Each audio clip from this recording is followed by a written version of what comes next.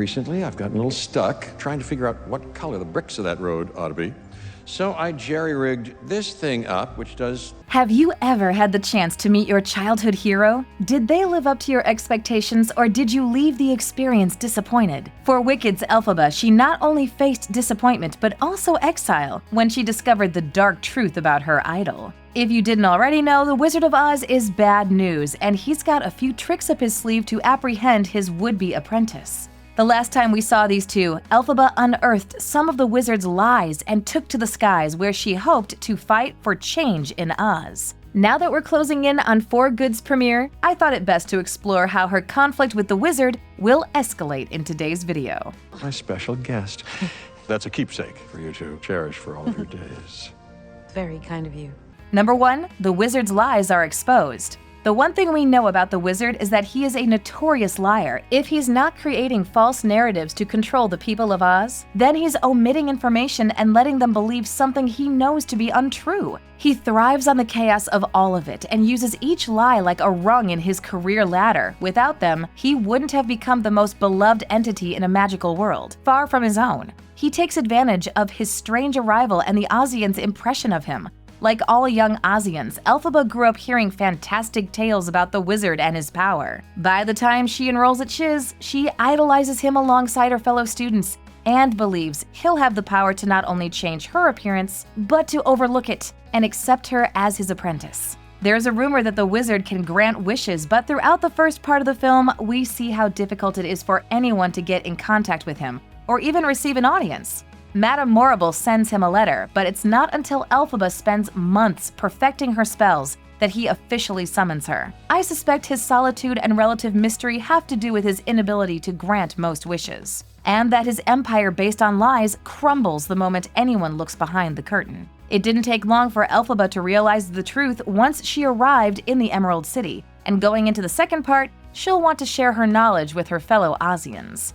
The wonderful Wizard of Oz summons you most ceremoniously to his personal palace in the Emerald City. Number 2, Elphaba's powers surpass his.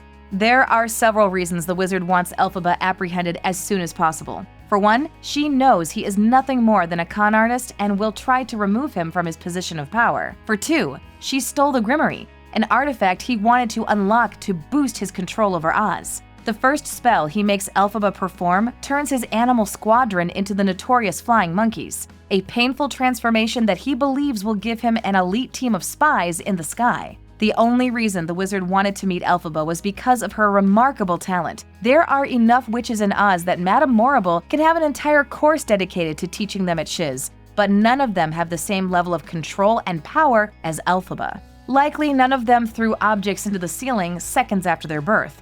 Morrible herself doesn't hold a candle to what Elphaba can do, which includes translating the ancient spells in the Grimoire and bringing their meanings to life. The wizard must know he's in trouble when he's turned all of Oz against the Wicked Witch, but none of them are capable of stopping her. And I agree wholeheartedly. Yeah, wow, that's the darndest thing. It's almost like Number 3, the symbol of rebellion.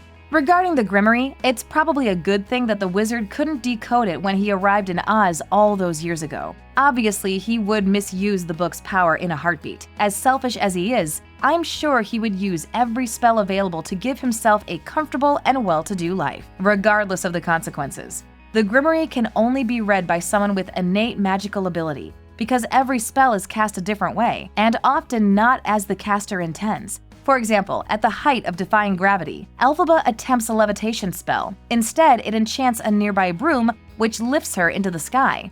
That broom becomes the Wicked Witch's calling card. There's no mistaking her when you see her zooming through the sky, and the imagery's pretty striking. There's a reason the stereotypical witch rides a broom after all. In posters and flyers that the wizard makes about Elphaba, I'm sure some of the images will include the broom. Some Ozians will learn to fear it, believing it a symbol of chaos, destruction, and evil. However, all Elphaba wants to do is help the defenseless animals of Oz, as her actions will speak louder than her words. Some Ozians may start to see through the wizard's lies, rally behind Elphaba, and use her broom as a symbol of rebellion. Number 4, Dorothy's impact. Things were already in a bad place when the first part of the film left us on a cliffhanger. Elphaba narrowly escaped the wizard and the flying monkeys, but taking the Grimoire turned her into Oz's public enemy. Without friends or a home to return to, she'll be on the run for most of Wicked for Good, living like a rebel and a fugitive who risks life and limb to save those innocent animals. In some ways, the witch hunt the wizard initiates backs her into a corner and gives him the upper hand in many scenarios. We'll soon see the wizard receive a stroke of luck when another human from his world arrives in Oz. Everyone knows Dorothy Gale, the young girl from Kansas who started it all. The moment she arrives in Oz, her house lands on Nessa Rose. The Munchkins tell her of a wicked witch, and Glinda sends her to meet the wizard. Along the way, she makes notable friends, and the wizard sends them to defeat Elphaba. If they succeed, he promises he will grant each of their wishes. It sounds too good to be true, and that's because it is. Dorothy hunting down Elphaba will definitely slow her down, and her complicated relationship with the Scarecrow will also get in the way. Still, we also know that the wizard doesn't have the power to grant anyone's wishes. I am a sentimental man who always longed to be a father. Number 5. Glinda's stalemate. Aside from Dorothy, the other character that will really implode the conflict is Glinda. I can understand why she stayed behind and chose to associate with the wizard. She grew up believing her life would only go one way, and that her future, the one where she became beloved and popular, meant she would live a comfortable and safe life in the Emerald City. She wouldn't know the first thing about living on the run or staging a rebellion. So in the moment where she had to choose the rest of her life, she went with the safer route. That said, her alignment with the wizard doesn't mean she's loyal to him. He has to know that. As she arrived at his meeting with Elphaba, she witnessed her piece together his lies and helped her evade capture.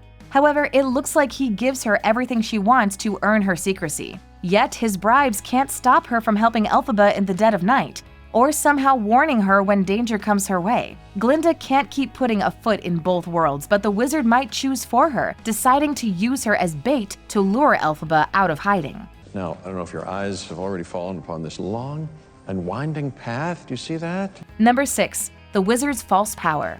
While they don't work together, dethroning the wizard will be a combined effort of Elphaba and Dorothy. They're some of the only people who get close enough to realize that his huge lights, giant face, and booming voice are mechanical theatrics, smoke and projections rather than real magic. He's not only a liar but a con artist, and he uses his background as a traveling performer to manipulate everyone in Oz. Somehow, he has managed to convince everyone he had innate magical abilities. So they elevated his status and respect.